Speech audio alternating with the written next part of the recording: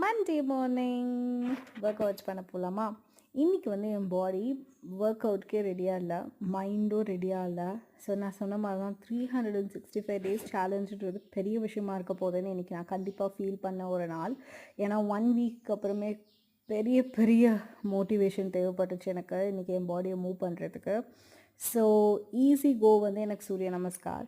அதனால நான் 108 சூரிய நமஸ்கார் பண்ணலான்னு நினச்சேன். ஆனால் அதுவுமே வந்து பிக் ஃபெயிலியர். 108 ஃபுல் ஸ்விங்கில் ஒரே ஸ்ட்ரெச்சில் பண்ண முடியும் என்னால். ஆனால் இன்றைக்கி வந்து கிட்டத்தட்ட 4 பிரேக்ஸ், 2 மினிட்ஸ் 2 மினிட்ஸ் பிரேக்கோடு தான் பண்ணேன். பட் ஆனால் நான் பண்ணேன். So I have never given up அப்படின்றது தான் எனக்கு தோணுச்சு. அதே மாதிரி நீங்கள் எந்த ஒரு ஸ்டேஜில் என்ன மாதிரி ஒர்க் அவுட் ஃபாலோ பண்ணாலும் பரவாயில்ல, விடாமல் ட்ரை பண்ணுங்கள்.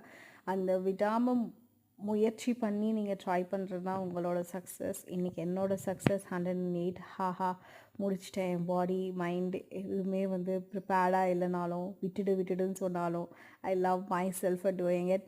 நீங்கள் எதை வந்து ரொம்ப பெருமையாக உங்களை பற்றி லவ் யுவர் செல்ஃப் அப்படின்றத கமெண்ட்டில்